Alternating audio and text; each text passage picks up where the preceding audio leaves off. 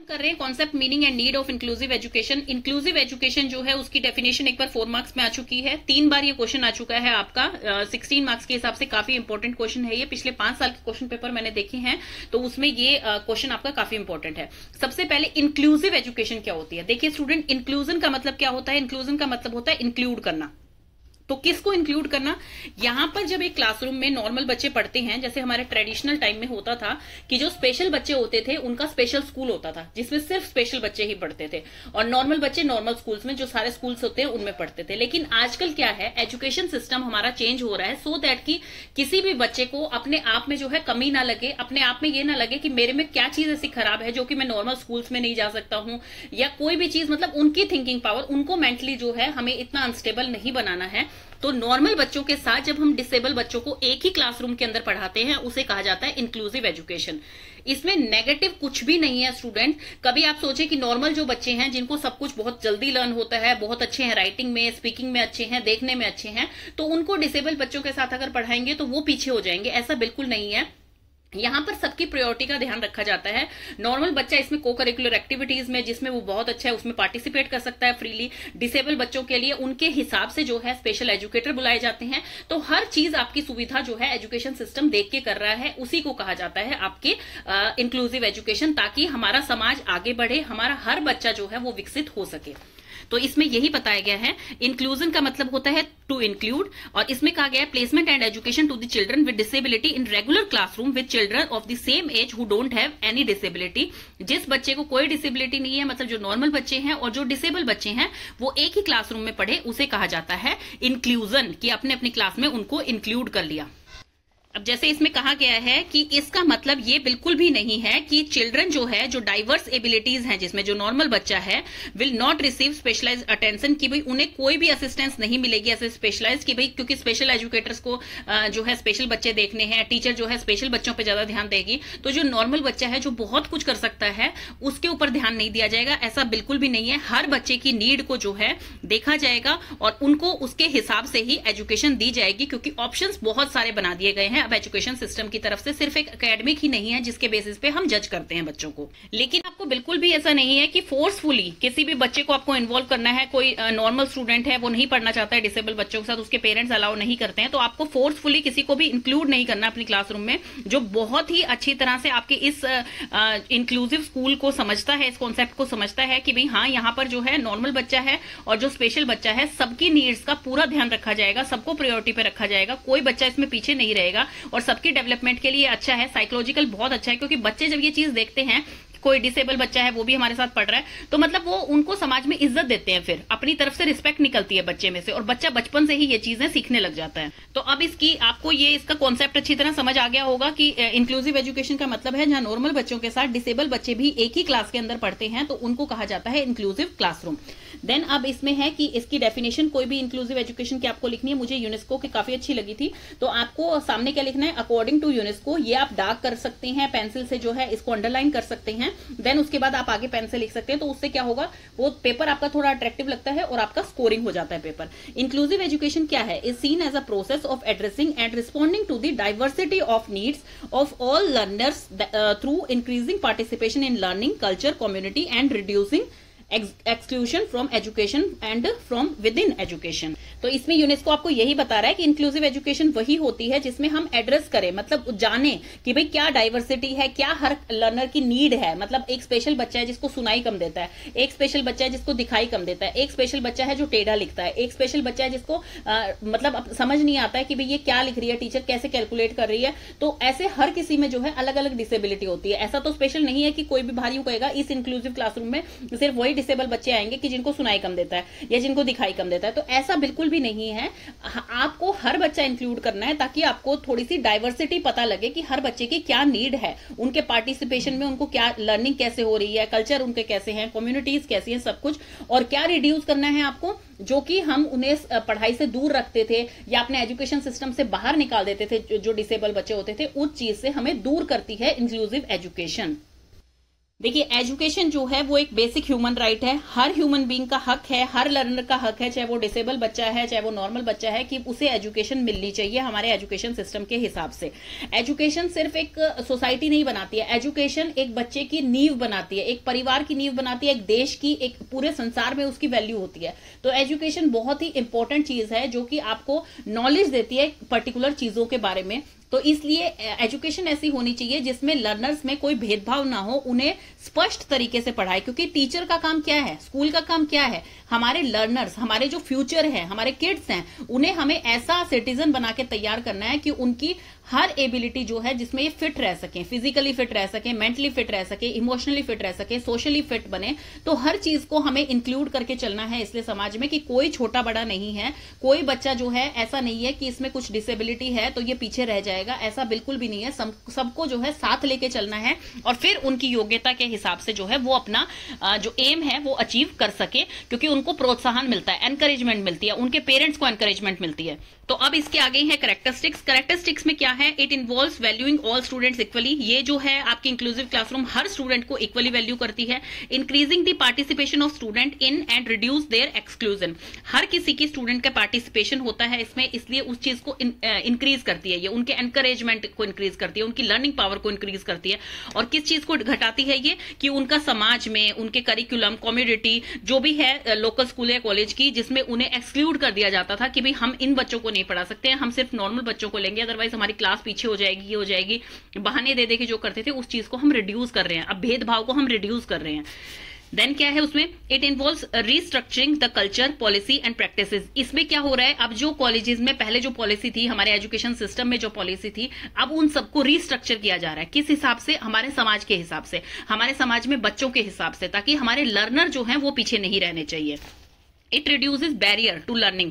अब जिन बच्चों के लिए ये उन्हें मौका ही नहीं मिलता था, वो जैसे मान लीजिए किसी बच्चे में कोई डिसेबिलिटी है और उसको स्पेशल स्कूल में भेज दिया गया है, तो वहां पर सारे स्पेशल बच्चे हैं, तो उनको उस हिसाब से ही पढ़ाया जाता था। उनको नई चीजें सीखने का, नई चीजें मिलने का, पेरेंट्स का पार्टिसिपेशन होने का बहुत ही कम चांस मिलता था। लेकिन इंक्लूसिव क्लासरूम में क्या है, उनके पेरेंट्स के साथ टीचर मीटिंग करती है, टीचर को लगता है कि क्या प्रोग्रेस हो रही है, बच्चे को कैसे प्रोग्रेस मिल सकती है, तो टीचर और पेरेंट दोनों मिलकर काम करते हैं। और बच्चा जो है इसमें जितनी जल्दी प्रोग्रेस करता है उतना वैसे स्कूल्स में नहीं करता था, क्योंकि वो अपने आप को कहीं ना कहीं पीछे मानता था कि भाई हाँ मुझ में कुछ कमी है। या मान लीजिए उन्हीं के घर से एक बच्चा जो है नॉर्मल स्कूल में जा रहा है, एक बच्चा जो है स्पेशल स्कूल में जा रहा है, उसकी 1 घंटे क्लास है, 2 घंटे क्लास है, तो वो बच्चे जो है वो फील करते थे पहले। अब वो चीजें क्या हो रही है, धीरे धीरे कम हो रही है।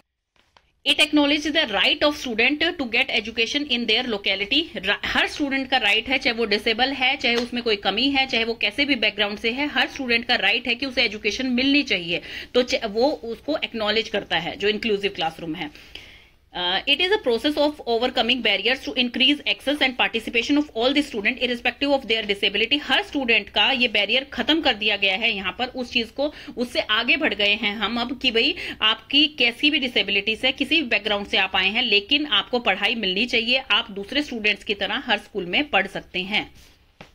और ये एजुकेशन क्या देखती है आपकी, ये स्कूल और कम्युनिटी की रिलेशनशिप को इंप्रूव करती है, क्योंकि पर्टिकुलरली किसी भी कम्युनिटी का बच्चा उसमें आके पढ़ सकता है, ताकि हमारी अचीवमेंट्स बढ़े, हमारा देश आगे बढ़े। तो उस चीज को हम कैसे ला सकते हैं, जब हम इंक्लूसिव क्लासरूम्स रखेंगे। तो ये फ्लेक्सिबल एजुकेशन सिस्टम है। फ्लेक्सिबल किस लिए कहा गया है इसे, क्योंकि कोई भी हार्श रूल नहीं है यहाँ पर कि यहाँ पर इस तरह का बच्चा नहीं पढ़ सकता है, यहाँ पर ये रूल है, ये रूल नहीं। फ्लेक्सिबल बना दिया गया है, हर बच्चा जो है सब कुछ कर सकता है।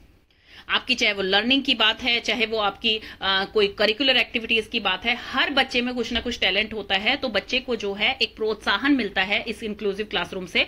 और इसमें क्या है, हर स्टेक होल्डर का मतलब है जो भी रिलेटेड है अपने स्कूल इंस्टीट्यूशन से, जैसे कि पेरेंट्स हो गए, लर्नर हो गए, टीचर्स हो गए, एडमिनिस्ट्रेशन हो गए, पॉलिसी मेकर्स हो गए, सबको क्या है वो सब जो है कंफर्टेबल रहे इस डाइवर्सिटी के साथ। ऐसा ना हो कि नॉर्मल पेरेंट के बच्चे ये चाह रहे हैं कि नहीं मुझे तो इस बच्चे के साथ यहाँ पर नहीं पढ़ाना, या स्पेशल एजुकेशन वाले बच्चों के पेरेंट्स ये चाह रहे हैं कि नहीं यहाँ पर तो क्या है नॉर्मल बच्चों पे ज्यादा ध्यान दिया जाएगा, हमारे बच्चे तो पीछे रह जाएंगे।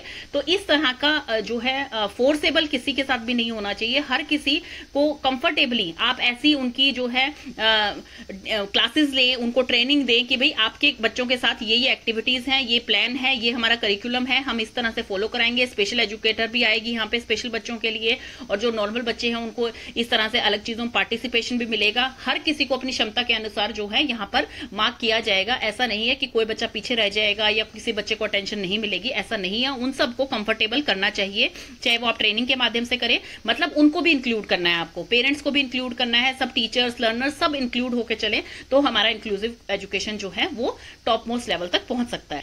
हमारे जो डिसेबल बच्चे होते हैं उनको लीस्ट रेस्ट्रिक्टिव, मतलब हर किसी चीज में रेस्ट्रिक्ट नहीं किया जाता है और मोस्ट इफेक्टिव एनवायरनमेंट दिया जाता है, सो दैट वो भी नॉर्मल बच्चों की तरह जो है आगे बढ़ सकें। Disable children as an individual is in his own right. देखिए, हम एक्सेप्ट करें डिसेबल चिल्ड्रन को। अब देखिए, कोई भी बच्चा जानबूझ के डिसेबल नहीं होता है, उसमें कुछ ना कुछ कमी होती है जो ठीक भी हो सकती है टाइम के साथ साथ। हो सकता है किसी बच्चे में कोई कमी ऐसी हो जो ठीक ना हो पाए, लेकिन हो सकता है कि किसी बच्चे में कोई ऐसी कमी है कि हम उसे नॉर्मल क्लासरूम में पढ़ाएं, नॉर्मल टीचर्स पढ़ाएं, नॉर्मल एनवायरमेंट दें और उसको भी हर चीज में पार्टिसिपेशन का मौका दें, तो उसकी वो डिसेबिलिटी जो है धीरे धीरे जाकर खत्म हो सकती है।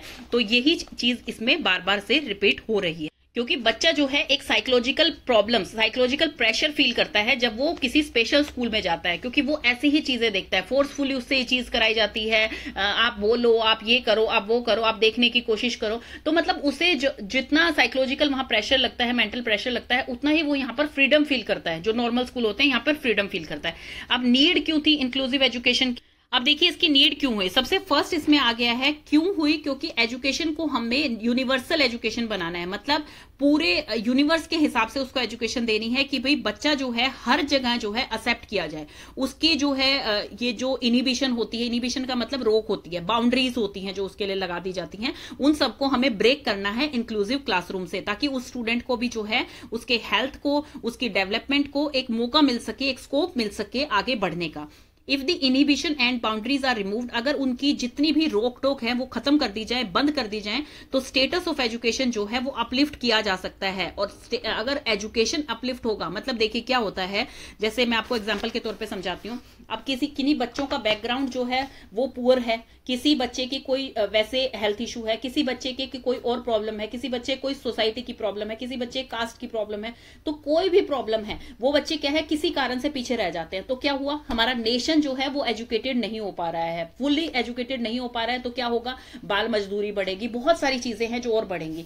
तो फिर बच्चा उन कामों में चला जाएगा as compare to education. Education जब बच्चा लेता है तो क्या है, उसे अच्छी अच्छी जॉब मिलती है, उसका लाइफस्टाइल सुधरता है और उसकी जो है मेंटली वो फिट रहता है, अच्छी अच्छी चीजें सोच सकता है, दूसरों की भलाई के लिए काम कर सकता है। तो बहुत सारी चीजें जो है चेंज हो जाती हैं।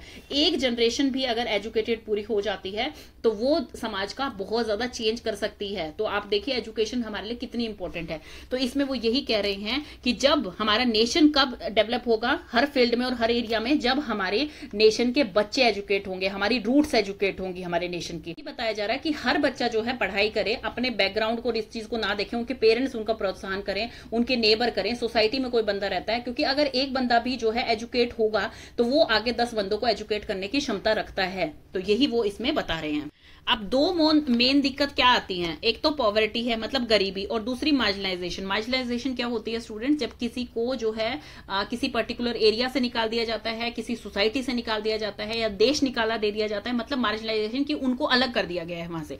तो ये दो चीजें जो है वो बिग कॉज होते हैं हमारे एक्सक्लूजन का, कि वो एक्सक्लूड हो जाते हैं हमारी सोसाइटी से। तो फिर क्या होता है, अगर वो एक्सक्लूड हो गए तो उन्हें एजुकेशन नहीं मिलेगी, और एजुकेशन नहीं मिलेगी तो कहीं ना कहीं पूरा देश, पूरी सोसाइटी, पूरा देश, समाज हमारा पीछे रह जाएगा। तो इसलिए इंक्लूसिव क्लासरूम आपकी जरूरी है, क्योंकि एक टीचर में वो क्षमता होती है कि वो बच्चों को वेल ट्रेंड कर सके, वेल एजुकेटेड कर सके, क्योंकि ये उसकी ड्यूटी भी है और हर बच्चे का राइट भी है कि उसको एजुकेशन मिलनी ही चाहिए।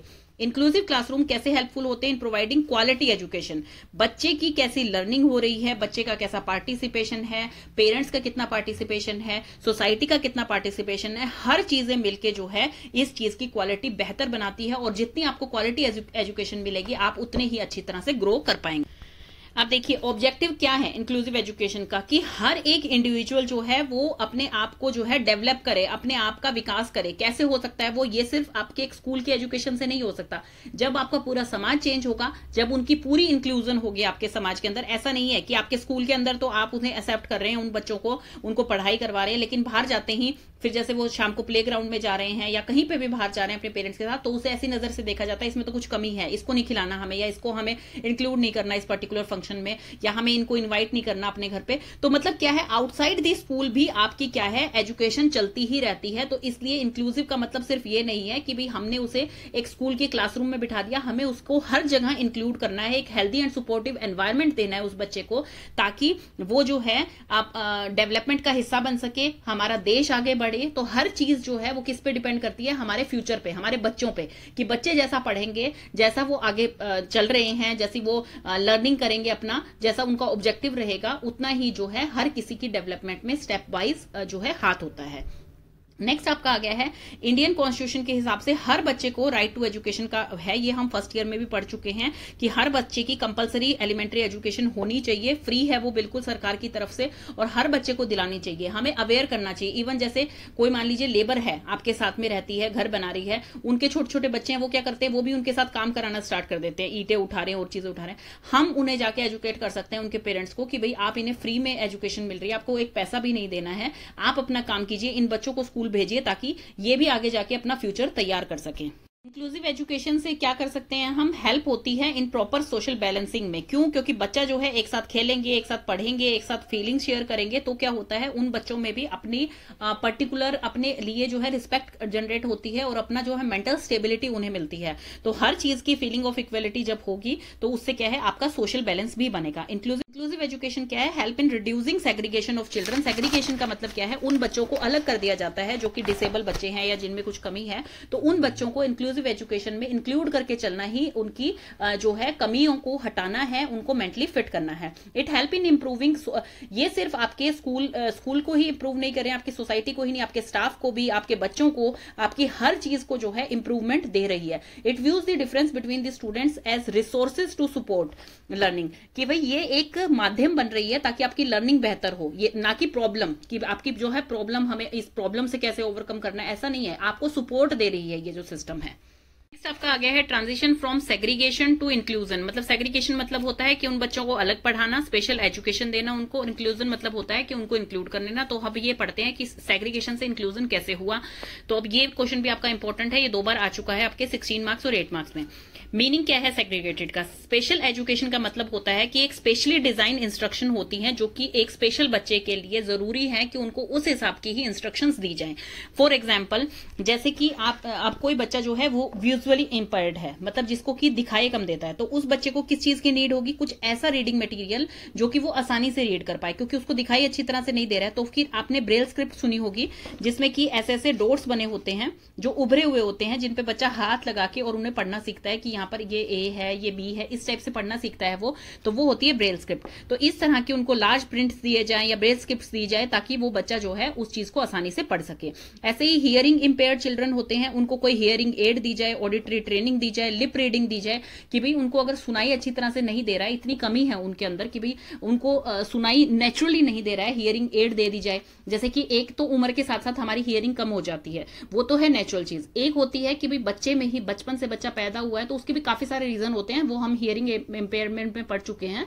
तो उसमें क्या होता है, बच्चे के काफी सारे रीजन के कारण उसको सुनाई अच्छी तरह से नहीं देता है, तो उसके लिए अलग अलग टेक्निक्स हैं। जैसे हियरिंग एड दी जाए, लिप रीडिंग सिखाई जाए कि भाई वो बंदा क्या बोल रहा है वो उसी से लिप रीडिंग से ही सीख ले कि भाई हाँ वो क्या बोल रहा है, तो उसको समझ आ जाए। आगे है ऑर्थोपेडिकली हैंडीकैप। ऑर्थोपेडिकली हैंडीकैप का मतलब है कि जिस बच्चे के बोन में कोई दिक्कत है या चलने फिरने में कोई दिक्कत है, जो कि नॉर्मल डेस्क पे नहीं बैठ सकता है, तो स्पेशल एजुकेशन में उस बच्चे की नीड का पूरा ध्यान रखा जाता है। उसके लिए व्हील चेयर प्रोवाइड की जाती है। कोई जरूरी नहीं है कि भाई जो डेस्क पे सब बच्चे बैठेंगे तुम्हें भी उसी पे बैठना पड़ेगा, ऐसा बिल्कुल भी नहीं होता है एक स्पेशल स्कूल में, स्पेशल एजुकेशन में।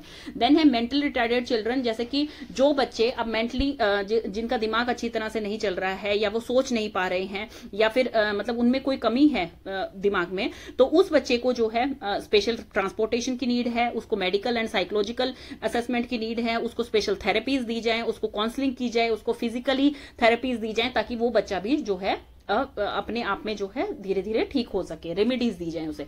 वाई सेग्रीगेटेड एजुकेशन और स्पेशल एजुकेशन? सेग्रीगेटेड और स्पेशल एजुकेशन किस लिए नीड है? देखिए, फर्स्ट पहले के टाइम में क्या है, डिसेबल बच्चों को जो है कैसे ट्रीट किया जाता था, बिल्कुल मतलब कोई कुछ चीजें प्रोवाइड नहीं की जाती थी, उन्हें नेग्लेक्ट किया जाता था परिवार की तरफ से, उन्हें एक तरह का श्राप माना जाता था, जबकि ऐसा कुछ नहीं होता है, मतलब उन्हें एक बर्डन की तरह देखा जाता था। लेकिन फिर क्या हुआ, सेकंड फेज में क्या हुआ कि उनका परिवार उनकी देखरेख तो करता है भाई, लेकिन क्या है, उन्हें फिर भी डिसेबिलिटी के कारण उनको कहीं बाहर नहीं जाने दिया जाता, उनको जो है एक तरह का कोसा जाता है कि भाई ठीक है, वो जब तक जीते हैं उनको खाना पीना दिया जा रहा है, उनकी प्रोटेक्शन की जा रही है, उन्हें घर में रखा जा रहा है, लेकिन फिर भी उनकी लाइफ बदतर है एकदम। थर्ड फेज में क्या आ गया है, नेक्स्ट फेज में, जो कि आज का टाइम है, जिसमें एजुकेशन दी जा रही है उन बच्चों को। डिसेबल जो बच्चे हैं वो देखिए कोई तरह का कर्ज नहीं है, कोई बर्डन नहीं होते, हर बच्चे में कुछ ना कुछ खूबी होती है अगर देखा जाए। और डिसेबिलिटी तो देखिए स्टूडेंट्स ऐसी चीज है जो किसी को किसी भी टाइम आ सकती है। मान लीजिए कोई बच्चा ठीक ठाक पैदा हुआ है, एक्सीडेंट हुआ, उसका कोई ब्रेन की नस दब गई है, उसको दिखना बंद हो गया है, उसको सुनना बंद हो गया है, पैर टूट गया, कुछ भी चीजें हैं, डिसेबिलिटी तो लाइफ में किसी भी टाइम आ सकती है। तो इसलिए नॉर्मल होने का और डिसेबल होने का कोई डिफरेंस नहीं होना चाहिए, उन बच्चों को भी जो है प्रॉपर समाज में हक मिलना चाहिए। तो नेक्स्ट फेज में जो आजकल है वो क्या है, फिर उन्हें एजुकेशन दी गई। जो डिसेबल चाइल्ड थे उनको उनके जरूरत के हिसाब से उनके पीयर्स के साथ जो है कंसीडर करा जाने लगा कि भाई हाँ आप भी ये कर सकते हैं, उनकी जरूरत के हिसाब से उनको एजुकेशन देने लगे, उनकी जरूरत के हिसाब से उनको एक्सरसाइज सिखाते हैं, उनकी काउंसलिंग करते हैं, ताकि वो बच्चे भी जो है सेल्फ मोटिवेटेड हों। तो इस तरह की एजुकेशन को कहा गया सेग्रीगेटेड और स्पेशल एजुकेशन। अब एम एंड ऑब्जेक्टिव क्या है स्पेशल एजुकेशन का, देखिए स्पेशल एजुकेशन का कोई स्पेशल एम नहीं है कि भी हमें कुछ बहुत ही बड़ा बनना है या बहुत कुछ करना है। जैसे रेगुलर स्टूडेंट्स का एम होता है, वैसा ही स्पेशल एजुकेशन का एम है कि इन बच्चों को इतना विकसित बनाना है कि ये खुद इंडिपेंडेंट हो सके, और बिल्कुल हो सकते हैं।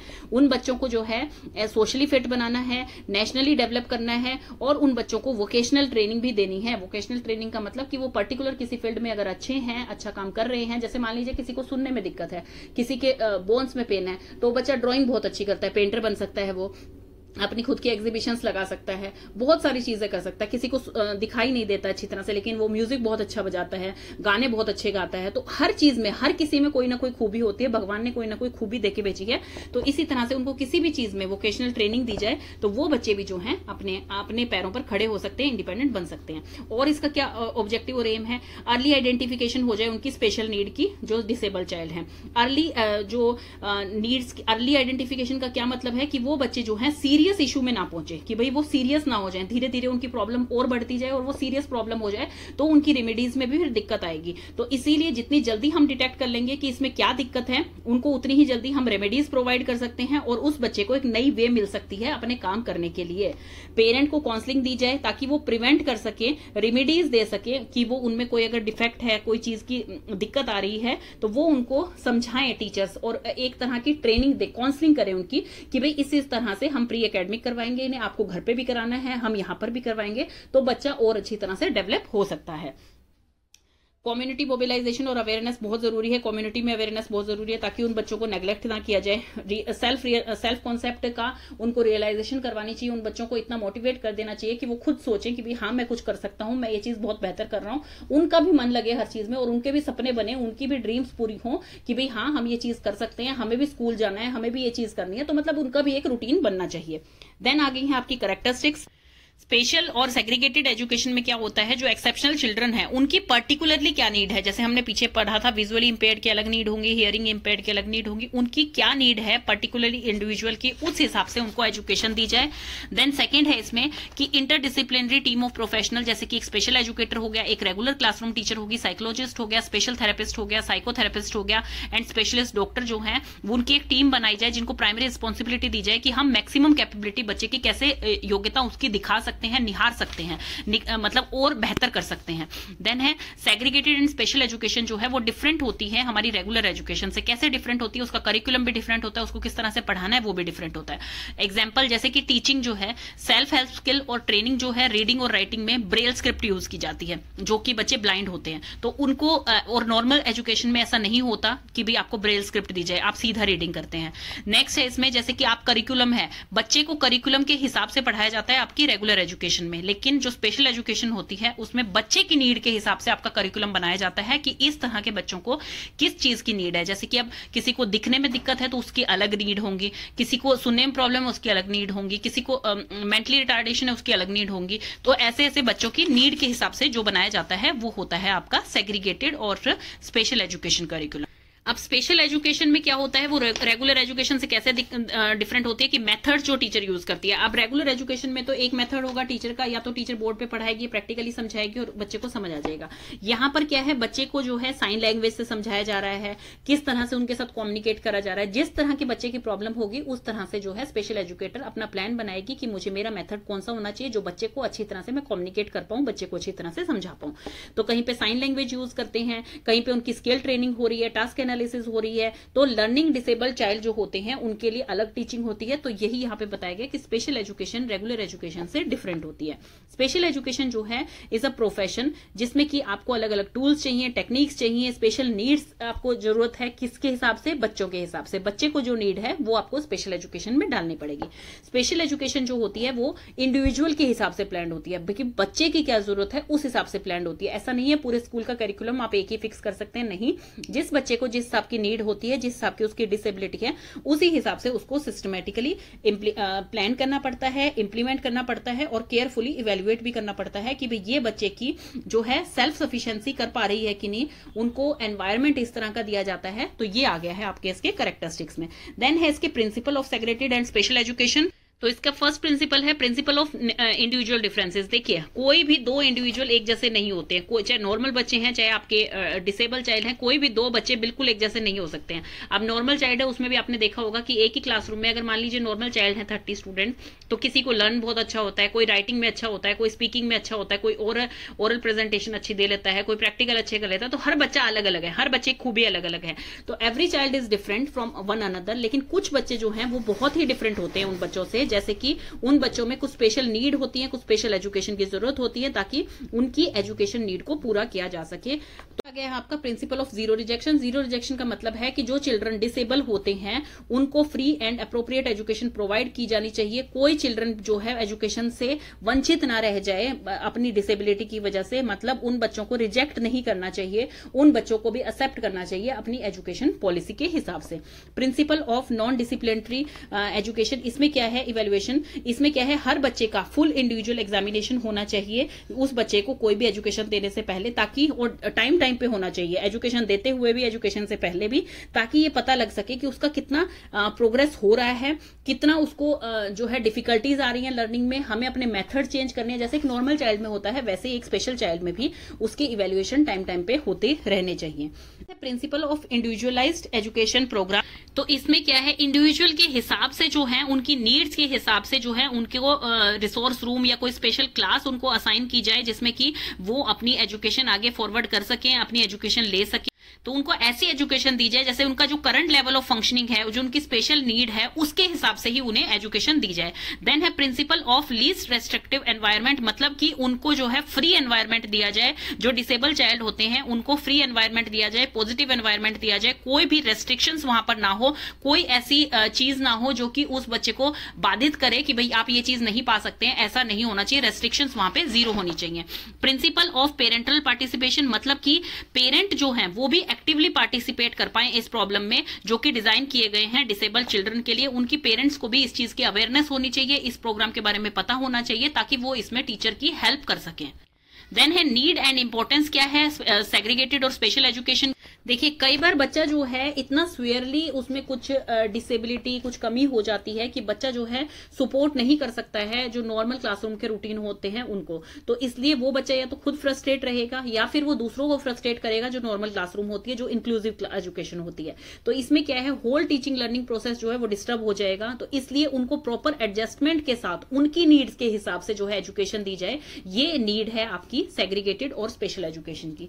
सेकेंड नीड इसलिए है कि जब इस तरह के इंडिविजुअल डिफरेंस होते हैं नॉर्मल और डिसेबल चाइल्ड में, तो उन लर्नर्स को जो है एक प्रॉपर एक्सटेंट पे, जिसमें कि मान लीजिए अगर वो नॉर्मल क्लास में बेनिफिट नहीं ले पा रहा है और दूसरों को भी फ्रस्ट्रेट कर रहा है, खुद भी फ्रस्ट्रेट हो रहा है, तो उसके लिए एक्सेप्शनल स्पेशल लर्निंग अरेंजमेंट्स करे जाने चाहिए। क्योंकि हमारी कंट्री एक डेमोक्रेटिक कंट्री है जिसमें कि मैक्सिमम डेवलपमेंट के लिए हर सिटीजन के पास एक हक है, उसका प्राइमरी हक है कि वो अपनी बेनिफिट के लिए कुछ भी स्पेशल हक ले सकता है ताकि हमारी कंट्री जो है वो डेवलप हो। तो इसीलिए हर किसी की रिस्पॉन्सिबिलिटी है इस तरह के बच्चों को जो कि एक नॉर्मल क्लासरूम में फिट नहीं हो रहे हैं, उनको एक स्पेशल क्लासरूम दिया जाए, स्पेशल उनकी नीड्स को पूरा किया जाए। तो इसलिए जो है इसकी जरूरत पड़ी।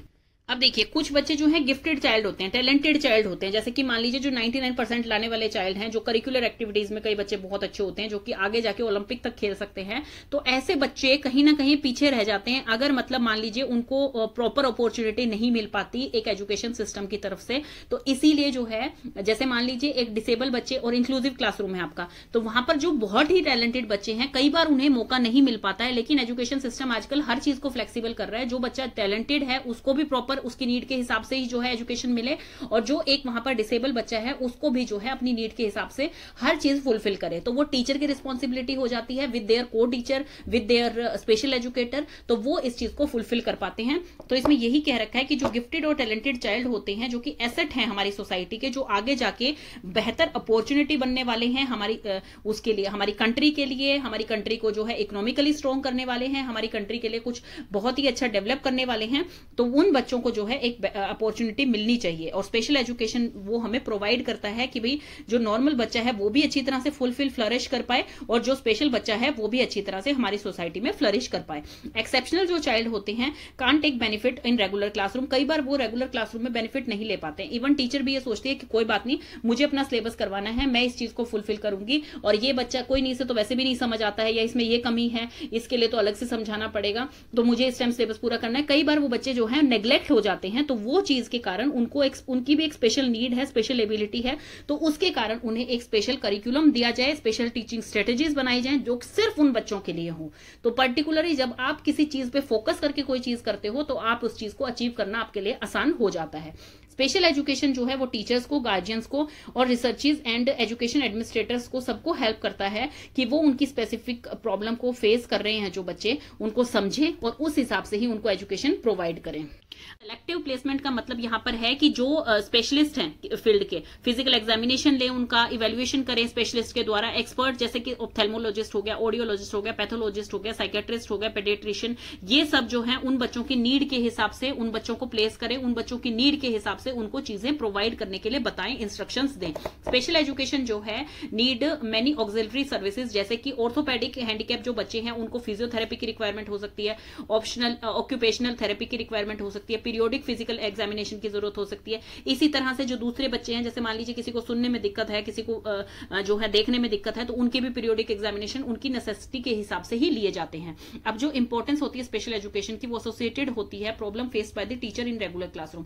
अब एक स्पेशल एजुकेटर है, एक नॉर्मल टीचर है। नॉर्मल टीचर की क्लास में जब स्पेशल बच्चे भी रहेंगे, तो उनको जो है अपने मेथड इस हिसाब के बनाने पड़ेंगे कि वो सबको समझ आए, मतलब फिट फॉर ऑल वाले मेथड बनाने पड़ेंगे। और ये बहुत ही दिक्कत हो जाती है, क्योंकि हर बच्चा जो है एक तरह से जो है नहीं समझ पाता, अंडरस्टैंडिंग लेवल नहीं कर पाता, तो उनको काफी ज्यादा प्रॉब्लम फेस करनी पड़ जाती है। तो इसलिए जो है रेगुलर क्लासरूम की बजाय उनको स्पेशल क्लासरूम प्रोवाइड किए जाते हैं। एक्सेप्शनल चिल्ड्रन जो होते हैं वो भी किसी चीज में जो है परफेक्ट कर पाते हैं। अगर मान लीजिए उनको उनकी स्पेशल नीड के हिसाब से लर्निंग नहीं मिलेगी, तो वो बच्चे कहीं ना कहीं नेग्लेक्ट रह जाएंगे सोसाइटी में, नेग्लेक्ट रह जाएंगे हमारे समाज में। लेकिन अगर जैसे कि इसमें एग्जांपल दे रखा है कि ब्लाइंड बच्चा जो है वो एक गुड म्यूजिशियन बन सकता है, जैसे कि हियरिंग डिसेबल बच्चा जो है एक गुड आर्टिस्ट बन सकता है, ड्राइंग बहुत अच्छी कर सकता है। क्यों? क्योंकि उनकी जो कमी है, जो उनकी डिसेबिलिटी है, उस जरूरी नहीं है उसी एरिया में उन्हें जाना हो। मतलब एक ब्लाइंड बच्चा है तो उसको जरूरी नहीं उसी एरिया में जाना हो जिसमें कि उसको आंखों की जरूरत पड़े।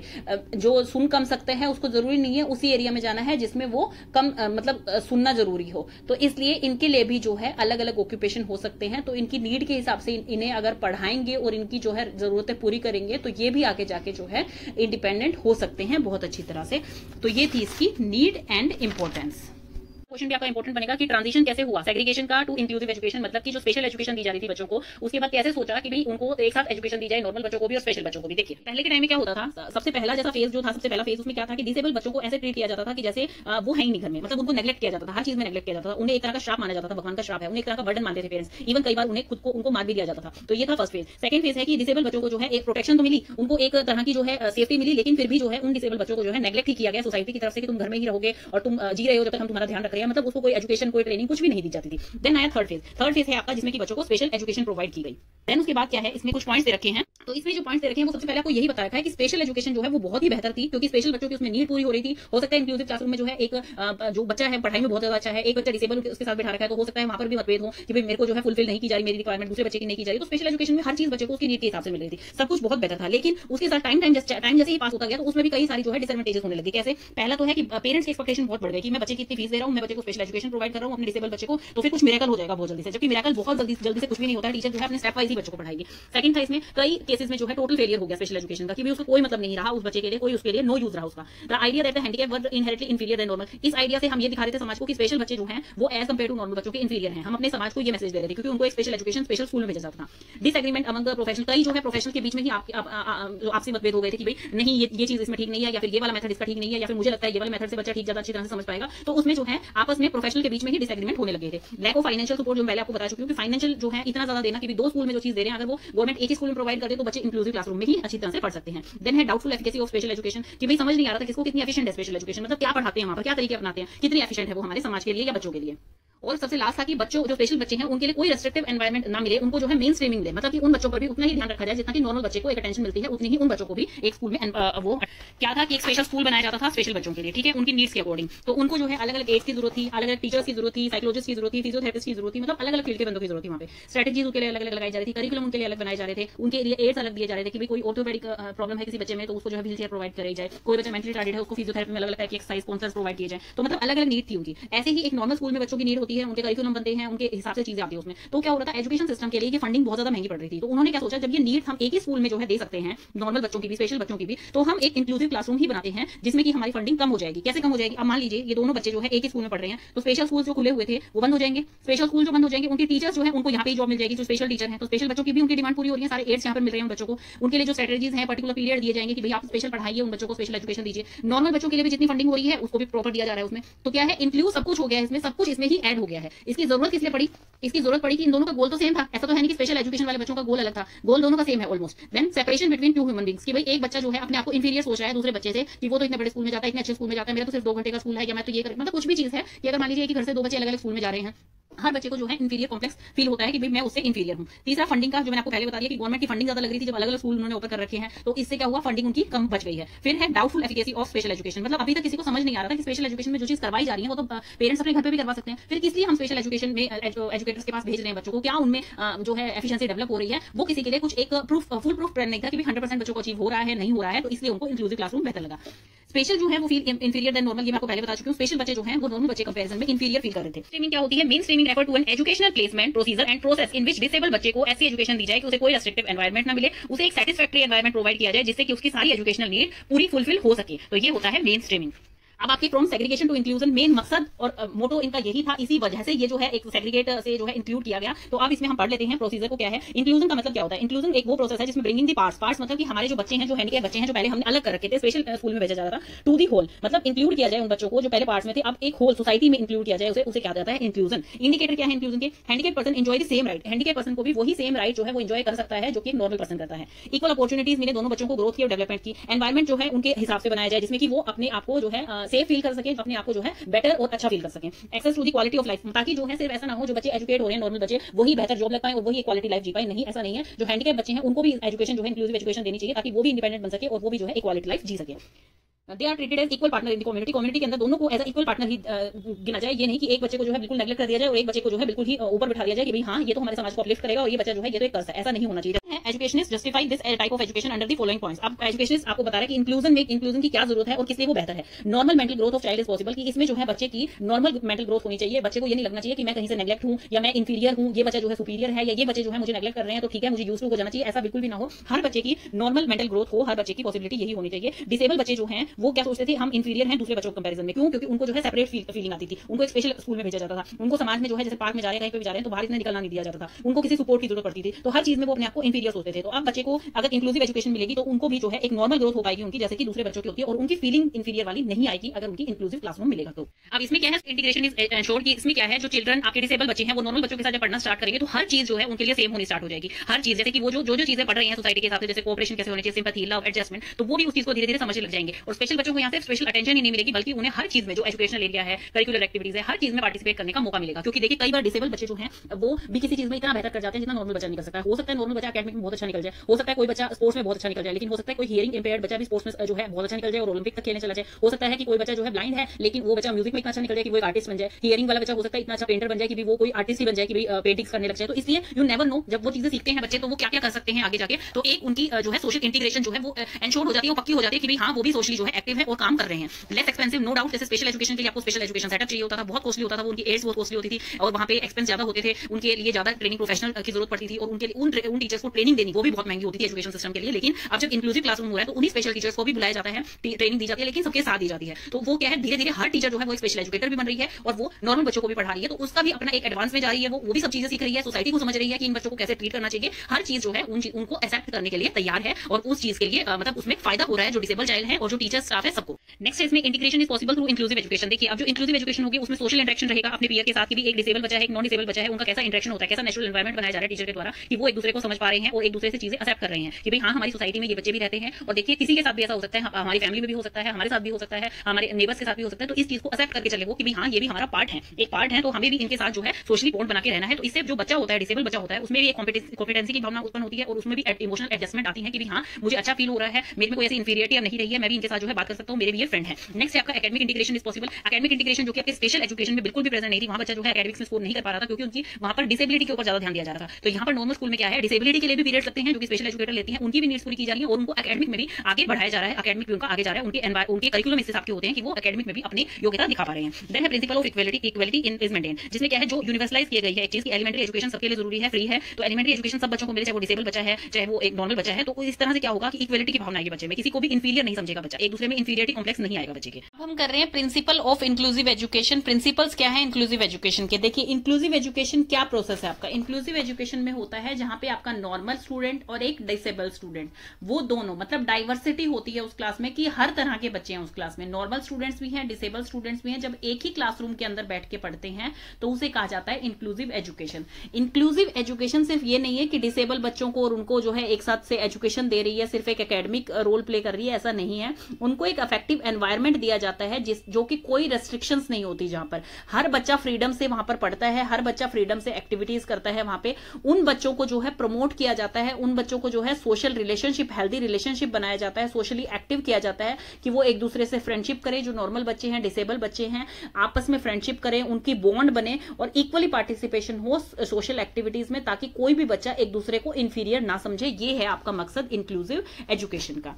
देन है इसके प्रिंसिपल सबसे फर्स्ट आ गया है इसमें principle of teaching all students. देखिए हर स्टूडेंट जो है उनका डिफरेंट वे होता है लर्निंग का, हर स्टूडेंट हर किसी अलग तरीके से सीखना पसंद करता है। जैसे कि अब टीचर को इसमें क्या बनाना चाहिए कि कुछ बच्चे जो है विजुअली देख के ज्यादा अच्छा समझते हैं, जैसे चार्ट पेपर लगा दिया या कोई मॉडल्स के वे में समझा दिया उन्हें, तो उस चीज से बच्चे को अच्छा समझ आता है। कई बच्चों को जो है मैडम अगर ट्रांसलेट करके समझा रही है तो उस चीज से ज्यादा अच्छा समझ आता है, जैसे एग्जाम्पल्स बता दिए और उन्हें ब्रीफ एक्सप्लेनेशन दे दी, फुल एक्सप्लेनेशन दे दी एक पर्टिकुलर टॉपिक की, तो बच्चों को अच्छी तरह समझ आ गया। तीसरा टाइप होता है कि बच्चे जो है करके सीखते हैं, मतलब प्रैक्टिकली करके सीखेंगे। अब जैसे मैम ने कह दिया कि अगर इसमें तुम ये केमिकल मिला दोगे तो ये कलर बन जाएगा या ये प्रोडक्ट बन जाएगा, बच्चों को नहीं समझ आता। जब बच्चे खुद प्रैक्टिकली उस चीज को करके देखते हैं तो उनके दिमाग में वो चीज छप जाती है। जैसे हम कोई कार्टून देख रहे हैं, हम कोई मूवी देख रहे हैं, तो हमें वो बड़े टाइम तक याद रहते हैं। क्यों? क्योंकि हम जो चीज प्रैक्टिकली अपने आंखों से देख रहे हैं, सुन रहे हैं, वो चीज हमें ज्यादा दिनों तक याद रहती है। तो हर बच्चे का लर्निंग स्टाइल अलग अलग होता है। तो इसमें यही कह रहे हैं, think of 3 different ways to teach a lesson. अब टीचर को क्या करना चाहिए, कोई भी न्यू कॉन्सेप्ट या डेफिनेशन अगर वो सिखा रही है तो फर्स्ट है कि वो वेब मैप बनाए, न्यूज प्रिंट्स दिखाएं बच्चों को, ताकि बच्चे विजुअली देख के उस कॉन्सेप्ट को समझ सकें।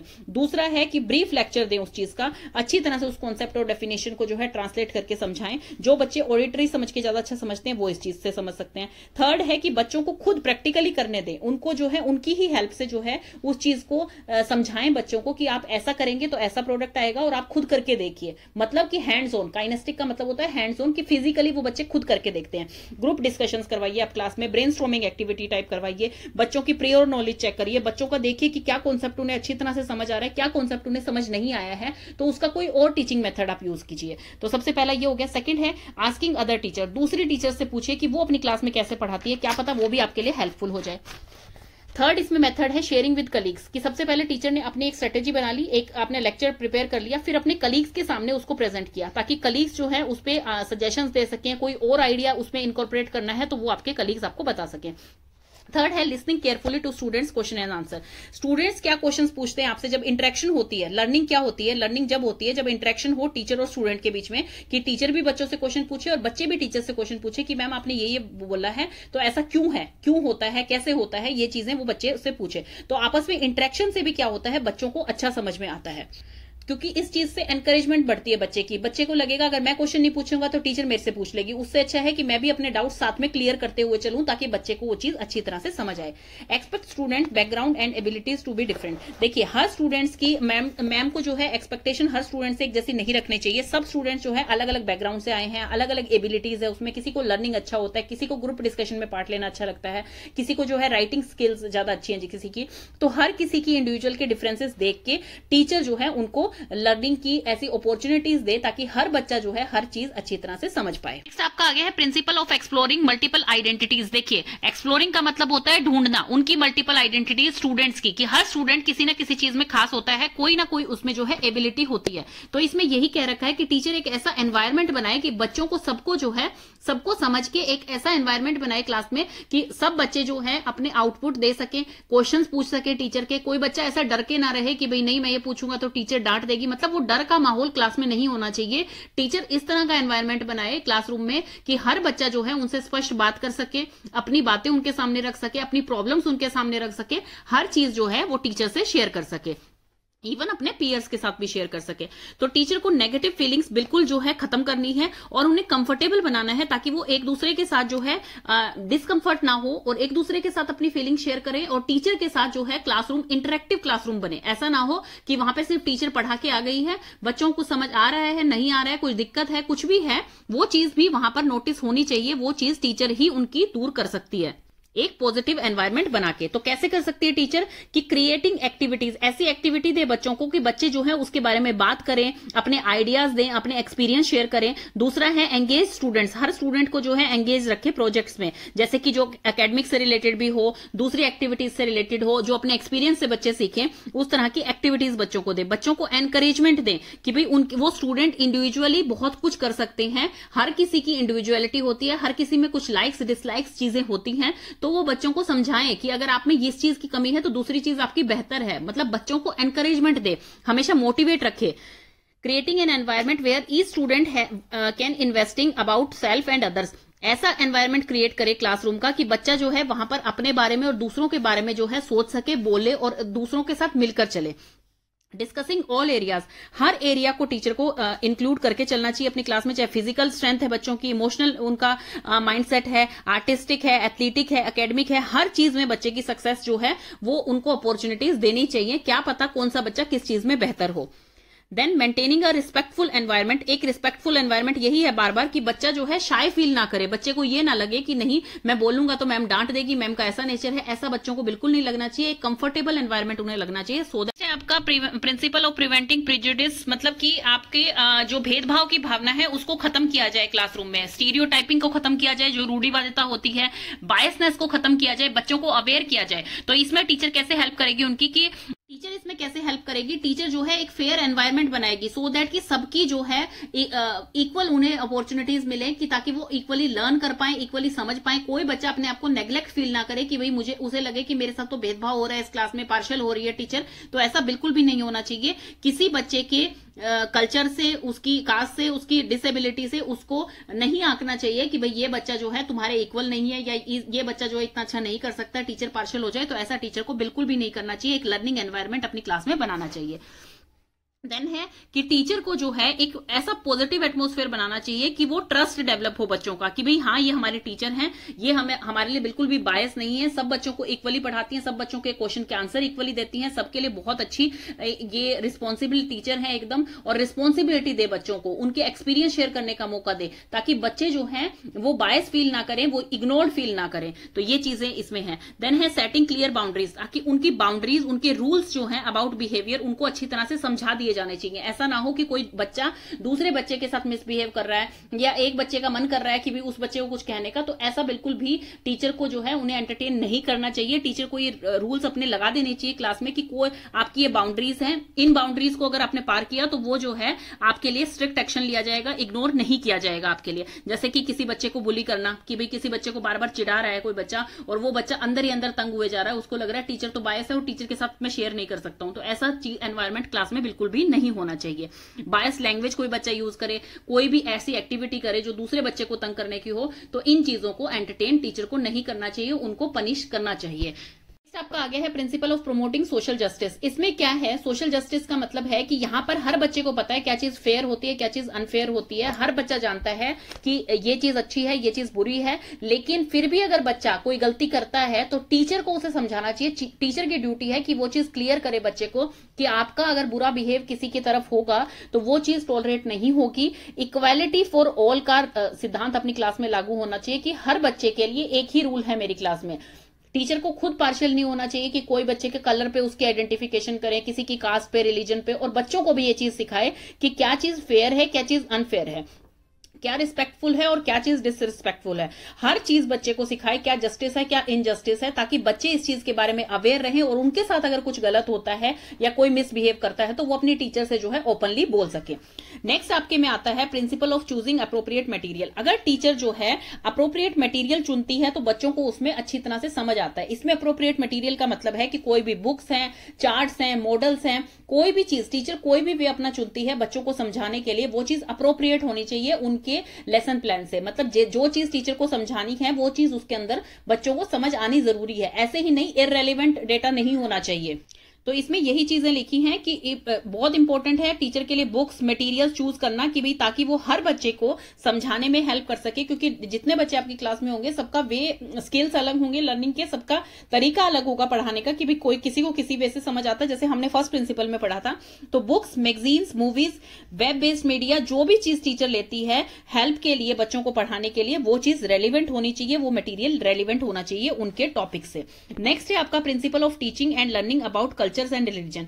तो इसमें वही आता है स्टूडेंट्स की स्टूडेंट को अगर टीचर कुछ पढ़ा रही है किसी रिलीजन के बारे में, जैसे एसएससी में कुछ पढ़ा रही है अपनी हिस्ट्री के बारे में, किसी पर्टिकुलर रिलीजन की वहां बात हो रही है, किसी पर्टिकुलर कल्चर की वहां बात हो रही है, तो हर स्टूडेंट चाहे वो उस रिलीजन उस कल्चर का है या नहीं है, सब उसे जो है पॉजिटिव मैनर में देखे, क्योंकि टीचर उन्हें ऐसा दिखा रही है।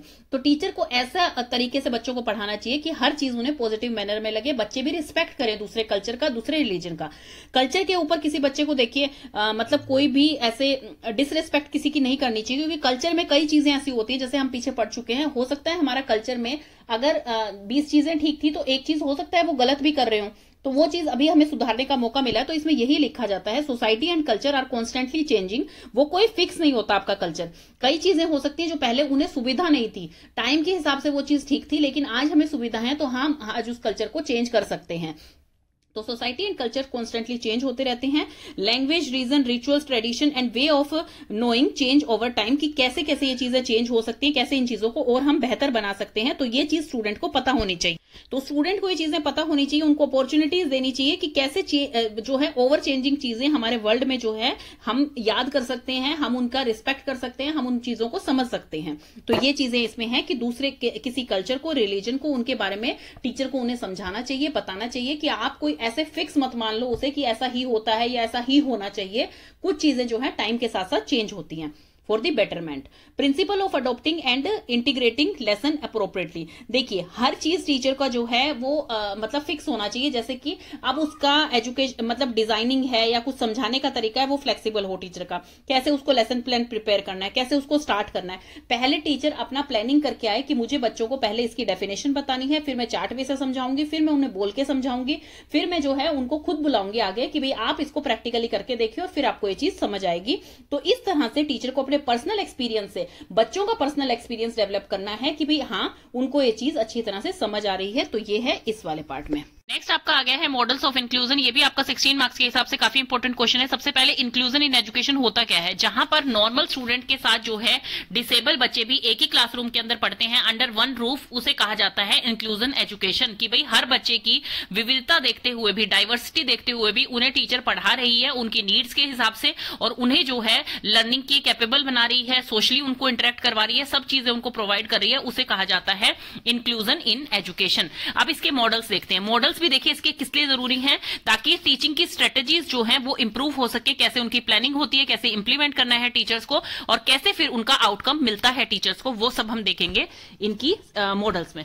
सबसे पहले आपका आता है strategies intervention model. Strategies intervention model का जो मेन मकसद है, ताकि बच्चों को बेनिफिट मिले, इंप्रूव हो उनके चांसेस सक्सेस के। जो स्पेशल चिल्ड्रन है कि वो नॉर्मल चिल्ड्रंस के साथ उस क्लास में बैठे हैं, तो कहीं आप अपने आप को जो है पीछा तो फील नहीं कर रहे, कहीं वो तो नहीं समझ रहे कि भाई मुझे रीडिंग में दिक्कत आ रही है, मुझे सुनने में दिक्कत है, मतलब किसी चीज में भी उन्हें इनइक्वालिटी तो फील नहीं हो रही। तो इस तरह की टीचर स्ट्रेटेजी बनाए ताकि वो बच्चे जो है अच्छी तरह से पढ़ सके और अच्छी तरह से सोशली और मोटिवेट रहे, एनकरेज रहे हमेशा, और अपने पोटेंशियल को भी समझ सके। इस तरह के टीचर को स्ट्रेटेजीज बनानी चाहिए इस मॉडल में। तो इस मॉडल में 3 स्ट्रेटेजीज बताई गई हैं। फर्स्ट स्ट्रेटेजी है कि टीचर को पहले ये क्लियर होना चाहिए कि कौन से स्टेप वाइज टीचर हम पढ़ाएगी, मतलब उसका एम क्लियर होना चाहिए कि उसको बच्चे को क्या सिखाना है, क्या क्या उसने स्ट्रेटेजीज बनाई है, कैसा लेसन प्लान बनाया है, सब कुछ पता होना चाहिए, तभी तो बच्चा उनसे सीख पाएगा। अगर टीचर खुद कंफ्यूज रहेगी तो बच्चे को कैसे कन्वे करेगी। तो इसमें यही बताया गया है कि स्टेप वाइज टीचर उन्हें सिखाए, ताकि वो भी अपने आप को एक्सप्रेस करना सीखें, ताकि बच्चों की स्पेशल नीड टीचर को पता लग सके। जब स्टूडेंट वही टीचर वाला कंटेंट कॉपी करता है, लर्न करता है, प्रिपेयर करता है, तो टीचर को भी ये चीज पता लगती है कि भाई हाँ बच्चों की क्या नीड है, तो वो सब चीजें जो हैं इस फर्स्ट स्टेप से मिले। सेकेंड स्टेप है कि टीचर ऐसे टीचिंग एड यूज करे, ऐसे मतलब मटेरियल्स यूज करे कि जो बच्चे की प्रियोर नॉलेज है, पहले टीचर उनकी प्रियोर नॉलेज चेक करे कि भाई बच्चे को कहां तक पता है, तब उसके बाद वो आगे बढ़ाना शुरू करे, ताकि बच्चे को एकदम से नया ना लगे क्लास में। अब आपको मान लीजिए किसी टॉपिक के बारे में पहले से पता है, लेकिन उस टॉपिक का जो आपको पता है वो टीचर जिक्र ही ना करे क्लास में, तो आपको कैसा फील होगा? आपको लगेगा कि वो चीज एक मतलब अनट्रूथ चीज है, कि नहीं वो चीज सच नहीं है जो मैंने पढ़ी थी अभी तक, तो मतलब आप रिलेट नहीं कर पाएंगे उस टॉपिक को नई इंफॉर्मेशन से। तो टीचर इस तरह के एड यूज करे कि जो बच्चे की प्रियोर नॉलेज है और न्यू नॉलेज है, उनके बीच में एक ब्रिज बना सके, उन दोनों को कनेक्ट कर सके, ताकि बच्चों का इंटरेस्ट भी रहे और टीचिंग रूटीन जो है एनहांस हो, ताकि क्लासरूम में बच्चों को इंटरेस्ट आए। देन थर्ड स्टेप है, देखिए फर्स्ट स्टेप में हमने पढ़ा है कि टीचर का एक एम स्पेसिफिक होना चाहिए कि स्पेशल नीड को वो बच्चों की पूरी कर पाए, कि बच्चे को किस तरह से समझ आएगा, पर्टिकुलर ऐसे स्टेप वाइज जो है टीचर को समझाना चाहिए। सेकंड में है इस तरह के टीचिंग एड टीचर यूज करे कि भाई उनकी प्रियोर नॉलेज और न्यू नॉलेज जो है इंटरकनेक्टेड हो, ताकि बच्चे को इंटरेस्ट आए। थर्ड स्टेप में क्या है, थर्ड स्टेप में है कि वो टीचर इस तरह से अपनी स्ट्रेटेजी डिजाइन करे ताकि वो एक सोशल स्किल बच्चे में डेवलप करे, मोटिवेशनल टेक्निक डेवलप करे, ताकि बच्चे जो है अपने आप को कॉमन फील करे, कॉमननेस हो उनके बिहेवियर में। ऐसा ना लगे डिसेबल बच्चे को कि नहीं मैं तो यहां पर बहुत पीछे रह गया हूं, या फिर मेरा रूटीन नहीं बन पा रहा है, मेरे को रीडिंग में दिक्कत है, मेरे को राइटिंग में दिक्कत है, मतलब किसी चीज में वो बच्चे अपने आप को पीछे ना महसूस करें। तो टीचर को इस तरह से अपने टॉपिक को डिलीवर करना चाहिए, मतलब कि समझाना चाहिए बच्चों को, कि उन सब बच्चों को की नीड्स के अकॉर्डिंग समझाना चाहिए, ताकि सब बच्चे जो हैं इक्वली उस चीज को समझ पाए। और अगर बच्चों को वो चीज समझ आए, ये टीचर को ध्यान में रखना है कि कॉमननेस होनी चाहिए उन सबके बिहेवियर में। तो ये मॉडल जो है ये काफी अप्रिशिएट किया गया। तो अब इसकी इंप्लीमेंटेशन के लिए कुछ स्टेप्स बताए गए हैं। टीचर के पास प्रॉपर टाइम होना चाहिए अपनी प्लानिंग करने के लिए, कि उसे अगले दिन क्या समझाना है, बच्चों की क्या क्या नीड्स हैं। जैसे डाइवर्स है, उसकी क्लास में डाइवर्सिटी है, मतलब क्योंकि सारे बच्चे एक साथ पढ़ रहे हैं, डिसेबल बच्चे भी पढ़ रहे हैं, और डिसेबल में सिर्फ ये नहीं है कि जिनकी आईज में प्रॉब्लम है वो पढ़ रहे हैं, जिनको ईयर्स में प्रॉब्लम है, कईयों को रीडिंग में प्रॉब्लम है, कईयों को राइटिंग में प्रॉब्लम है। तो हर तरह का बच्चा उनकी क्लास में है। तो डाइवर्स लर्निंग की नीड्स को जानते हुए उनको प्लान करनी चाहिए अपनी स्ट्रेटेजीज। सेकेंड है, they should apply the teaching strategies. इस तरह की टीचिंग स्ट्रेटेजीज उनको इनकॉर्पोरेट करनी चाहिए जो कि इंस्ट्रक्शनल प्रोग्राम के हिसाब से हो, करिकुलम के हिसाब से हो।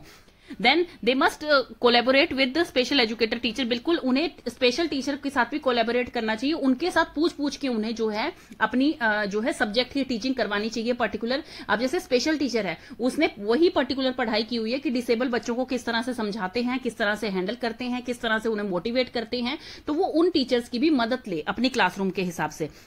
दे must be committed to meet the needs of the student. अब मेन इसका क्या आपका मोरल निकल के आता है कि उनको क्या सीखना है, उनको सीखना यही है कि बच्चों की नीड कैसे पूरी हो रही है, कि वो अपने आप को जनरल सोचें। मॉडल आपका आ गया है टीम टीचिंग मॉडल। जैसे आपको नेम से ही पता लग रहा है कि टीचिंग को टीम में करना, मतलब कि एक से ज्यादा टीचर जहां पर हो। तो इसमें क्या बताया गया है कि एक स्पेशल एजुकेटर हो और एक रेगुलर क्लासरूम टीचर हो, वो एक साथ काम करें। उस क्लासरूम के बच्चों को, लर्नर्स की, उनकी डाइवर्सिटी देखते हुए उनको उस हिसाब से पढ़ाएं। जैसे कि अपना काम बांट लें दो टीचर्स। एक टीचर जो है वो कहेगी कि मैं लेसन प्लान करवा देती हूँ, दूसरी टीचर कहेगी मैं प्रैक्टिकली बच्चों को समझा देती हूँ, उनको जितने भी टास्क में दिक्कत आ रही है वो मैं उनको इंप्लीमेंट करना सिखा देती हूँ कैसे होता है। मतलब वो टीचर अपना काम बांट ले आपस में। तो इसमें दो चीजों का ध्यान रखना है। और ये होता किस लिए है? ये इसलिए होता है ताकि रिक्वायर्ड गोल जो है क्लास के वो कंप्लीट हो सके और क्लास टास्क जो है वो कंप्लीट कर सके। इसलिए दोनों टीचर को एक साथ काम करना चाहिए। अब वो किस मैनर में काम करना चाहिए दोनों टीचर्स को? टीचर जो हैं विलिंग हो एक दूसरे के साथ काम करने के लिए। विलिंग का मतलब है कि उनकी इच्छा के अनुसार जो है वो एक दूसरे के साथ काम करे। ऐसा ना हो कि एक टीचर का मन नहीं है दूसरे टीचर के साथ काम करने के लिए और फोर्सफुली सिर्फ जॉब करनी है इस वजह से वो काम कर रहे हो, तो फिर वो उनका आउटपुट 100% नहीं आ पाएगा। टीचर्स को जो है मिलजुल के काम करना चाहिए, फ्रेंडली नेचर रखना चाहिए, सो दैट कि क्लास में बच्चे जो हैं वो भी एक पॉजिटिव एटमॉस्फेयर फील करें। तो यही है कि टीचर विलिंग होनी चाहिए दूसरे टीचर के साथ काम करने के लिए, ताकि वो आपस में काम बांट लें। ऐसा ना हो दूसरे टीचर कहे मैं ये काम नहीं करूंगी तुम ये काम करो, तो ऐसा नहीं होना चाहिए। मिलजुल के जब वो काम करें तभी ये पॉसिबिलिटी हो सकती है टीम टीचिंग की। देन रेगुलर टीचर जैसे कि उसमें कंटेंट सिखा दे। स्पेशल टीचर जो है वो स्टूडेंट्स को और इन्फॉर्मेशन प्रोवाइड करे ताकि वो और अच्छी तरह से समझ सकें, क्योंकि स्पेशल टीचर को थोड़ा सा स्पेशल बच्चों के बारे में ज्यादा नॉलेज होती है कि भी उनको किस तरह से डील करना है, किस तरह से उनके एंगर इश्यूज सॉल्व करने हैं, इमोशनली उन्हें स्टेबल करना है, मेंटली स्टेबल करना है। तो हर चीज वो टीचर को पता होती है। क्लासरूम टीचर जो है अपना सिलेबस जो है बहुत ही अच्छी तरह से जानती है, कंटेंट है, हर चीज करिकुलम के अनुसार वो करवा सकती है। तो अगर वो मिलजुल के दोनों काम करेंगे तो वो एक परफेक्ट क्लासरूम बना सकते हैं और लर्नर की नीड पूरी हो सकती है। तो इसमें यही है जो कम्युनिकेशन गैप रह जाता है टीम मेंबर्स के बीच में, वो नहीं होना चाहिए। वो एक दूसरे के साथ काम करने के लिए विलिंग होना चाहिए। सेकेंड है कि उन्हें हर चीज इंक्लूड करके चलनी है। इसमें किस लिए इंक्लूड करके चलनी है? ताकि जो हमारे लर्नर हैं, जो हमारे बच्चे हैं, उनकी डेवलपमेंट हो सके। तो टीम टीचिंग मॉडल जो है वो बच्चों के अंदर सेल्फ एस्टीम, सेल्फ कॉन्फिडेंस और सेल्फ रियलाइजेशन लाता है बच्चों के अंदर, चाहे वो बच्चा डिसेबल है और चाहे वो बच्चा नॉर्मल है। तो इक्वलिटी लाता है। जब अपने पीयर्स के साथ आप बैठोगे और दो टीचर हैं वहां पर, अगर आपको कोई कमी लग रही है, कोई चीज गलत लग रही है, तो बच्चे को जो है स्टेबल करने के लिए, बच्चों को जो है उनकी अनुसार पढ़ाने के लिए दोनों टीचर अपना फुल 100% देंगी। तो उससे बच्चे, लर्नर भी जो है वो एडवांस होंगे और उनकी जो पीयर की सोशल स्किल्स हैं, मतलब पीयर्स के साथ कैसा रिलेशन है, टीचर के साथ कैसा रिलेशन है, वो सब भी एक मेंटेन होगा और हेल्दी रिलेशनशिप बनेगा उनका।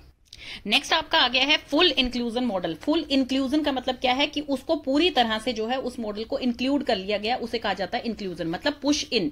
यहां पर पुश इन का मतलब है कि टीचर जब क्लासरूम में आती है उससे पहले उसका सब कुछ प्रिपेयर होता है, मटेरियल प्रिपेयर होता है, उसका कंटेंट प्रिपेयर होता है, अकॉर्डिंग टू करिकुलम होता है, बच्चों की नीड के अनुसार होता है, सब चीजें उनकी पहले ही प्रिपेयर होती है। और को टीचिंग करी जाती है। इसमें भी यही बता रखा है कि कोलैबोरेशन में टीचर काम करती है, जिसमें स्पेशल टीचर जो है वो सपोर्ट प्रोवाइड करती है आपकी रेगुलर टीचर को, और टीम टीचिंग की तरह कोलैबोरेशन में ही काम होता है। ताकि को टीचिंग का क्या फायदा होएगा, बच्चों के ऊपर जो है ज्यादा एफर्ट डालेगी टीचर, तो उनकी रिस्पॉन्सिबिलिटी जो है वो बढ़ जाएगी। ऐसा देखिए, अब जैसे एक क्लासरूम में बच्चे बैठे हैं, नॉर्मल बच्चे भी हैं, डिसेबल बच्चे भी हैं, तो टीचर जो है अपनी स्पीड से पढ़ा रही है। वहां पे नॉर्मल बच्चे जल्दी कैच कर पा रहे हैं, उस चीज को लिख रहे हैं, कंप्लीट कर रहे हैं अपना वर्क, लेकिन स्पेशल बच्चे कहीं ना कहीं पीछे रह जाते हैं। तो इससे क्या है, वो एक बार क्वेश्चन पूछेंगे, दूसरी बार पूछेंगे, तीसरी बार उन्हें खुद को ये फील होने लग जाएगा कि नहीं, ये बच्चे बार बार आगे चले जाते हैं और हम पीछे रह जाते हैं। मतलब इंफीरियरिटी फील नहीं होनी चाहिए। इसलिए दो टीचर जब कोलैबोरेशन में काम करेंगी तो स्पेशल टीचर जो है उनकी स्पेशल नीड्स जो बच्चों के लिए हैं, जो डिसेबल बच्चों को स्पेशल नीड की जरूरत होती है, वो टीचर उन्हें प्रोवाइड कर पाएगी और उन्हें उनके लेवल तक मैच कर पाएगी कि आप भी नॉर्मल बच्चों की तरह सारे काम कर सकते हैं। तो इसलिए जो है को टीचिंग को यहाँ पर सपोर्ट किया गया है। तो इसमें अकोमोडेशन एक टर्म आ रही है कि बच्चों, यहाँ पे अकोमोडेशन का मतलब है कि अकोमोडेशन एक ऐसी टेक्निक है कि वो सपोर्ट करती है एकेडमिक एनवायरनमेंट को, कि एक ऐसा एनवायरनमेंट बना दे टीचर क्लास में ताकि बच्चा जो है इजीली एक्सेस कर पाए अपने करिकुलम तक। मतलब उससे पता हो, उसको क्लियर हो सब चीजें कि मेरा गोल क्या है, मेरा एम क्या है, मुझे क्या चीज अचीव करनी है इस क्लासरूम में, मैं यहाँ पर क्यों पढ़ रहा हूँ। तो ये चीजें बच्चे को क्लियर हो, ऐसा उसे एनवायरनमेंट दे टीचर ताकि वो इजीली एक्सेस कर सके सब चीजों तक। तो स्पेशल एजुकेटर जो है वो आइडेंटिफाई करती है बच्चों की नीड्स को, बच्चों को क्या जरूरत है, किस चीज में प्रॉब्लम आ रही है, और फिर उन्हें उनके अकॉर्डिंग ही अकोमोडेशन प्रोवाइड कर देती है, जिससे बच्चे जो हैं वो खुद धीरे धीरे अकोमोडेट होने लग जाते हैं, इंडिपेंडेंट लर्नर बन जाते हैं। पता लग पाएगा कि ये जो है ये इफेक्टिव हो रहा है बच्चों में? तो पता कैसे लगेगा कि बच्चों को हेल्प करेगा, इंडिविजुअल बच्चे को हेल्प करेगा उसके इंटेलेक्चुअल चेंजेस में, physical changes, sensory changes, behaviour change में। आपकी जो न्यू नॉलेज होती है, कोई नया चैप्टर या नया टॉपिक टीचर शुरू करवा रही है, वो कहीं ना कहीं आपकी पुरानी नॉलेज से मैच करता है, कहीं ना कहीं उसका जरूरत होती है उसमें, क्योंकि तभी तो कहते हैं ना कि बेस मजबूत होगा तभी आप आगे पढ़ पाएंगे। ऐसा तो है नहीं कि आपने इस क्लास में मैथ्स नहीं पढ़ा है, आप चाहते हैं कि सीधा मैं अगली क्लास का मैथ पढ़ लूं, तो ऐसा तो बिल्कुल भी नहीं हो सकता है। कहीं ना कहीं वो फॉर्मुलेज, वो थिंकिंग रिलेट करेगी पिछले से। तो वो यही है कि बच्चे अपनी प्रियोर थिंकिंग को, मतलब करंट स्किल्स को प्रमोट करें ताकि वो अपना नई चीजें लर्न कर पाए। देन है कि जो है वो रिड्यूस कर देता है एब्स्ट्रैक्ट इन्फॉर्मेशन को, ताकि बच्चा जो है कंटेंट को रिलेवेट कर पाए, प्रैक्टिकली करके देखे, उसको समझ आए कि भाई हाँ ये चीज हो रही है, बिल्कुल होती है ये चीज, वो विश्वास कर पाए उस चीज पे। देन है it create a match between the students learning style and teaching style. तो ये जो है एक मैच बन जाता है कि टीचर किस स्टाइल से पढ़ा रही है, बच्चा किस स्टाइल से लर्न कर रहा है, उन दोनों को अपनी चीज में फेवरेबल है। वो बच्चा जो है टीचर की टीचिंग स्किल से सेटिस्फाई हो रहा है, और यहाँ पर टीचर भी अपने आप में, टीचर का देखिए क्या मोटो होता है, मेनली क्लास में आएगी उसके लर्नर्स को अच्छी तरह समझ आना चाहिए, मेनली टीचर का यही मकसद होता है। ऐसा तो है नहीं कि अपना सिलेबस पूरा कराना है बस और सीधा टेस्ट ले लेना है, नहीं, लर्नर्स को कितना अच्छा समझ आया तभी तो आप एक गुड टीचर कहला पाएंगी। अब नेक्स्ट आ गया है रिसोर्स मॉडल। रिसोर्स मॉडल है पुल आउट मॉडल। ये जो था पुल इन मॉडल था जो क्लासरूम के अंदर होता है, कि क्लासरूम में बच्चे की नीड जो है उनको फुलफिल किया जाए, उनको एक ऐसा एनवायरमेंट दिया जाए ताकि लर्नर अपना काम सीखे। इसमें क्या है कि पुल आउट मॉडल, मतलब इसमें जो बच्चा अब डिसेबल बच्चा है उसमें कहीं ना कहीं रिस्ट्रिक्टिव एनवायरमेंट रह जाता है, कि भाई कहीं ना कहीं उसका कहीं वो पीछे रह जाता है दूसरे बच्चों के कंपेरिजन में, नॉर्मल बच्चों के कंपेरिजन में। जबकि जो इंक्लूजन क्लासरूम का मेन मकसद है कि बच्चों को जो है रेस्ट्रिक्टिव एनवायरमेंट बिल्कुल नहीं देना, हर चीज के लिए वो फ्री है, कुछ भी क्वेश्चंस पूछ सकते हैं, कुछ भी वो एक्टिविटीज में पार्टिसिपेट कर सकते हैं, हर चीज के लिए फ्री है। लेकिन कहीं ना कहीं फिर भी क्योंकि उनकी मेंटल स्किल्स की वजह से या उनकी डिसेबिलिटी की वजह से वो कहीं ना कहीं अपने आप को पीछे इंफीरियर महसूस करते हैं। तो इसीलिए उनका फुल इंक्लूजन सेटिंग पूरी करने के लिए, फुल इंक्लूजन करने के लिए क्लास में जो स्पेशल बच्चे हैं उनको स्पेशल रेमेडीज दी जाएं, कि भाई अब जैसे कुछ बच्चे जो हैं उनको रीडिंग में दिक्कत आती है, कुछ बच्चे हैं उनको राइटिंग में दिक्कत आती है, कुछ बच्चे हैं उनको मैथ समझ नहीं आता है, कुछ बच्चों को अच्छी तरह से दिखाई नहीं दे रहा है, कुछ बच्चे समझ नहीं पा रहे हैं किसी चीज को, तो उनको एक्स्ट्रा रेमेडियल क्लासेस दी जाए टीचर के द्वारा। जैसे 101 दी जाए जो इंडिविजुअल बच्चों को दी जाती है, या स्मॉल ग्रुप बनाए जाएं, और जब आपका रेगुलर क्लासरूम का पीरियड है उसके बाद एक्स्ट्रा क्लास के तौर पे उनको जो है ग्रुप में या इंडिविजुअली समझाया जाए टीचर के द्वारा, ताकि वो बच्चे भी अपना मैच कर पाए नॉर्मल बच्चों के साथ, उस क्लास में मैच कर पाए, इक्वल समझ पाए अपने आप को। इसमें क्या दे रखा है कि जनरल स्टूडेंट्स में not be included during this time. इस टाइम के अकॉर्डिंग जो एक्स्ट्रा क्लास लगेगी उसमें नॉर्मल स्टूडेंट्स जो है वो इंक्लूड ना किए जाएं, सिर्फ स्पेशल बच्चे इंक्लूड किए जाएं, सो दैट कि जो स्पेशल बच्चे हैं उनका जो नॉर्मल बच्चों के साथ एकेडमिक गैप आ रहा है, मतलब नॉर्मल बच्चे बहुत जल्दी सीख रहे हैं, समझ रहे हैं, अपना होमवर्क पूरा कर रहे हैं, अपनी नोटबुक्स पूरी कर रहे हैं, उनको समझ में भी अच्छा आ रहा है, तो वो जो एकेडमिक गैप आ गया है डिसेबल बच्चे में, अब कहने के लिए वो एक साथ हैं एक क्लास में, लेकिन अब उनकी लर्निंग में डिफरेंस है, उनकी जो है स्पीकिंग में डिफरेंस है, वो प्रेजेंटेशन नहीं दे पा रहे हैं, तो इस तरह से जो डिफरेंस है उन्हें थोड़ा कम किया जा सके एकेडमिक गैप को। तो इसलिए ये मॉडल जो है वो काम करता है, ताकि टीचर जो है एक्स्ट्रा क्लास देकर उनकी जितनी भी नीड्स हैं, जितनी भी उनको प्रॉब्लम्स आ रही हैं, वो सब सोल्व की जा सके। तो ये एक तरह की रिमीडियल क्लास को प्रोत्साहन देता है, जो आपका पुल आउट मॉडल है। नेक्स्ट आपका आ गया है सोशल मेन स्ट्रीम मॉडल। अब इसमें क्या है, जैसे वर्ड सोशल आ गया, सोशल का मतलब है कि मिलजुल के कैसे काम कर सकते हैं वो। अब इसमें क्या है, जो स्टूडेंट डिसेबल हैं, किसी कारण उनमें कुछ कमी है, तो वो जब रेगुलर क्लासरूम में जाते हैं तो उनको ऐसा एनवायरनमेंट दिया जाए कि वो अप्रोप्रिएटली इंटरेक्ट कर पाए अपने नॉर्मल जो पीयर्स है उनके, मतलब जो नॉर्मल डिसेबल नहीं है उन बच्चों के साथ जो डिसेबल चाइल्ड है वो इजिली इंटरेक्ट कर पाए, इस तरह का इन्हें एनवायरनमेंट दिया जाए इस सोशल मेन स्ट्रीमिंग मॉडल में। इसमें क्या है कि इस मॉडल में क्या है, बच्चों को अपॉर्चुनिटी मिलती है, जो डिसेबल बच्चे होते हैं, अपनी social, emotional and interpersonal skills को डेवलप करने के लिए, बढ़ाने के लिए उनको एनकरेज किया जाता है कि आप दोनों मिलकर काम कीजिए, जो नॉर्मल स्टूडेंट हैं और जो डिसेबल स्टूडेंट हैं। इसमें क्या होता है, बच्चे को अपनी स्ट्रेंथ एंड वीकनेस के बारे में पता लगता है, क्योंकि जब वो दूसरे से इंटरेक्ट करेगा तो बच्चे जो हैं उनको बताएंगे कि आप तो इस चीज में बहुत अच्छे हो, या आप में सिर्फ ये कमी है, तो बच्चों को अपनी स्ट्रेंथ एंड वीकनेस का धीरे धीरे पता लगने लग जाता है और वो कंफर्टेबल होने लग जाता है उस इंक्लूसिव क्लासरूम में। तो ये है इसका मेन फायदा। तो डिसेबल बच्चे जो हैं उनको इस तरह से टीचिंग दी जाए कि वो ग्रुप्स में उन्हें काम दो आप, ताकि वो नॉर्मल नॉर्मल बच्चे भी उनको उनकी प्रॉब्लम को समझ पाए और डिसेबल बच्चे भी जो है उनके साथ कॉप अप करके जो है आगे बढ़ सके, अपनी लर्निंग को बढ़ा सके। तो ये है आपका सोशल मेन स्ट्रीमिंग मॉडल। और इसमें सोशल का जब नाम लिया है तो इसमें सिर्फ ऐसा नहीं है कि अपने पीयर्स के साथ इंटरेक्शन, इसमें सब कुछ, फ्रीक्वेंट मीटिंग की जाए पेरेंट्स के साथ, स्टूडेंट्स के, टीचर की एंड स्पेशल एजुकेशन प्रोफेशनल्स की, ताकि वो चेक कर सके और इवेल्युएट कर सके कि बच्चे में इस चीज से कितनी प्रोग्रेस आ रही है। जब हम क्लास में अगर मेन स्ट्रीम ये वाला सोशल मेन स्ट्रीम मॉडल अपना रहे हैं कि बच्चों को ग्रुप बना के दे रहे हैं जिससे डिसेबल बच्चा नॉर्मल बच्चा जो है एक साथ से पढ़ रहे हैं, इनकी स्किल्स डेवलप हो रही हैं, तो टीचर जो है पेरेंट्स के साथ मिलकर इस तरह की मीटिंग करे और फिर देखे कि उस बच्चे की नीड्स पूरी हो रही हैं या नहीं, उस बच्चे में कितनी डेवलपमेंट हो रही है। देन आपका आता है नॉन एकेडमिक मॉडल, जिसमें नॉन एकेडमिक का मतलब आ गया कि इसमें सिर्फ पढ़ाई की बात नहीं हो रही है, इसमें बात हो रही है आपकी एक्स्ट्रा एक्टिविटीज की, जैसे कि आपका आर्ट है, म्यूजिक है, फिजिकल एजुकेशन है या अदर इलेक्टिव्स हैं, जो कि आपकी वोकेशनल ट्रेनिंग को प्रोत्साहन देता है कि बच्चा अगर किसी भी चीज में परफेक्ट है, किसी भी चीज में बहुत अच्छा है, वो उस चीज को सीखना चाहता है, तो इसमें वो सिखाई जाती हैं, उस चीज को बढ़ावा दिया जाता है। अब कोई बच्चा है वो डिसेबल बच्चा है लेकिन उसकी आर्ट्स बहुत अच्छी है, नॉर्मल बच्चे के कंपैरिजन में बहुत अच्छी है, मान लीजिए म्यूजिक बहुत अच्छा है, उसकी फिजिकल एजुकेशन बहुत अच्छी है, तो किसी भी टाइप की नॉन एकेडमिक जो ट्रेनिंग होती है वो दी जाती है नॉन एकेडमिक मॉडल में।